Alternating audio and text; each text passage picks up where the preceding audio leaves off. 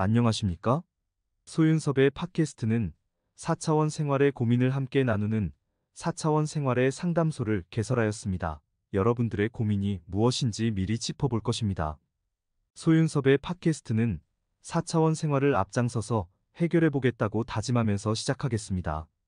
소윤섭 상담사님, 한국 사회의 4차원 생활은 선발주자가 될 수 있는 기회는 사라져 버렸다고 하면서 마무리한다고 페이스북에 올린 것은 아니었나요? 그렇습니다. 그렇게 말했습니다. 선발주자는 될 수 없더라도 후발주자의 상황 속에서 무너지는 것만은 막아 놓고자 페이스북에 사회고발을 끝냈습니다. 4차원 생활을 일탈을 해결하는 자발적인 한국민으로 최종적인 대안을 내놓은 것입니다. 국민의 자발적인 참여 없이는 4차원 생활의 일탈은 해결할 수 없다고 생각하였기 때문이었죠. 그런데 한 달 만에 왜 유튜브로 나오게 되었습니까? 페이스북에서 사회 고발을 종결할 때도 그랬었고, 지금도 그렇습니다. 여와야의 정치적인 고도 갈등 속에서는 4차원 생활의 사회 문제를 전혀 해결할 수 없기 때문에 자발적인 국민들이 함께하면서 해결하기를 바랬죠. 하지만 그것은 큰 착각이었습니다. 4차원 생활에 피해를 당하는 국민의 속상함은 이루 말할 수 없을 정도로 크더라도 자발적으로 나서고자 하는 국민의 행동은 기미조차도 없었습니다. 23년간의 4차원 생활의 혼란이 사람들의 눈과 귀 그리고 입을 막아버렸죠. 4차원 생활의 일탈로 인한 큰 어려움은 정부와 국가기관이 나서서 사회 질서를 이루지 못하고 있다는 것입니다. 피해를 당해도 신고할 수 없고 도움도 요청할 수 없죠. 4차원 생활의 조현병으로 각인된 한국 사회는 그 틀을 과감히 벗어나지 못하고 있어요. 그러면서도 4차원 생활의 피해를 당하면 가해자에 대한 원망은 원한으로 사무치게 됩니다. 조현병의 망상으로 비롯된 원한은 아닙니다. 정확하게 확인할 수는 없더라도 가해자의 상대방을 원한 대상자로 사무치게 된답니다. 한국 사회의 4차원 생활의 범람 속에서 생체 에너지의 겹침과 두어의 존재는 흔히 있을 수 있는 상황이 되어버렸죠. 중요한 상황 속에서 말을 할 때 4차원 생활의 방해를 받지 않기 위하여 4차원 생활의 도움을 받는 것은 흔한 일이 되었습니다. 여러분들은 그런 상황에 처해 본 적은 없습니까? 4차원 생활의 가해자를 확인할 수 없다고 피해자를 조현병으로 몰아갈 수는 없는 것입니다. 4차원 생활의 피해자를 조현병으로 몰아세운다면 4차원 생활의 범람한 사회는 마음 놓고 4차원 생활의 범죄를 만연시키게 됩니다.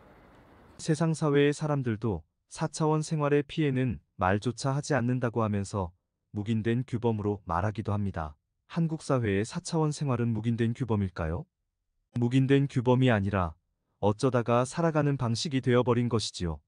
4차원 생활의 범람을 바로잡지 못하고 포기해 버린 것입니다. 생각해 보십시오. 한국 사회의 4차원 생활의 종교단체들을 거론하더라도 통일된 규범을 갖추고 있었을까요? 사이비 종교단체의 4차원 생활을 한국 사회의 종교단체들과 서로 묵인된 규범으로 지켜졌을까요? 4차원 생활이 존재하는 종교단체가 있었다면 전혀 다르게 생활하였을 뿐입니다. 4차원 생활의 범람 속에서 한국 사회의 모든 종교단체가 4차원 생활의 범죄를 묵인된 규범으로 사용된다면 한국 사회의 모든 종교는 무의미하게 변질되게 됩니다. 한국 사회의 4차원 생활의 묵인된 규범은 피해를 주지 않는 상황 속에서 묵인된 규범으로 지켜졌을 겁니다. 사이비 종교단체의 4차원 생활의 피해를 덮어주는 묵인된 규범은 아니었겠죠. 한국 사회만 따져보더라도 종교단체는 무수히 많습니다. 개척교회만 따져보더라도 그 숫자는 상당합니다. 하물며 세상 사회의 종교단체들을 모두 따져본다면 그 숫자는 어마어마하겠죠. 한국 사회와 세상 사회는 4차원 생활의 범죄를 덮어주는 묵인된 규범으로 존재하였을까요? 한국 사회이든 세상 사회이든 4차원 생활의 범죄를 덮어주는 묵인된 규범은 사이비 종교단체들만 해당 사항이 되는 겁니다. 4차원 생활의 범죄를 처벌하기는커녕 피해자를 조현병자로 만들거나 피해를 당해도 말조차 하지 말라는 사회는 4차원 생활의 원망이 원한으로 변하게 된답니다. 4차원 생활의 범죄를 덮어주는 묵인된 규범이 정착되면 4차원 생활의 가해자는 반사회적 인격장애자로 변하면서 기하급수적으로 증가하게 되고 4차원 생활의 피해자는 조현병과 원한으로 변하면서 기하급수적으로 증가하게 됩니다. 4차원 생활의 사회 질서를 정립하지 못한다면 사회는 무너지게 되는 것이지요. 한국 사회의 사회 지도층은 4차원 생활의 부조리에 피눈물을 흘리지 않아서 묵인된 규범을 넘어서는 것은 급하지 않을 수 있습니다.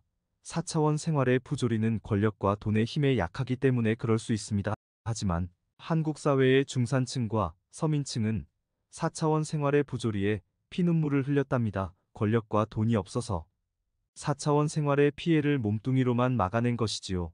만신창이가 되어 가고 있답니다. 그래서 한국 사회의 중산층과 서민층은 묵인된 규범을 하루빨리 넘어서 사회 질서를 이루어내기를 학수고대하고 있습니다. 그렇지만 그 말조차 하지 못하고 있어요. 한국 사회의 사회 지도층은 직무유기를 하고 있어요. 중산층과 서민층의 입장을 살피지 못하고 있습니다.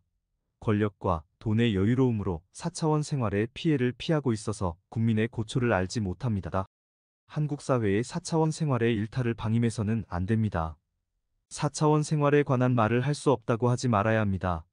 사회 지도층이 어려운 국민을 위하여 4차원 생활의 무질서를 해결해 주어야 합니다. 소윤섭의 팟캐스트는 4차원 생활을 해결하는 플랫폼으로 역할을 할 것입니다.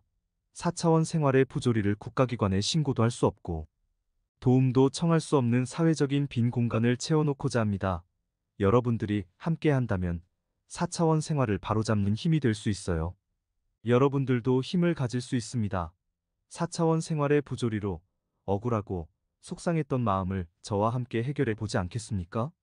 오늘은 이상으로 마치고 다음 시간에 다시 만나겠습니다. 감사합니다.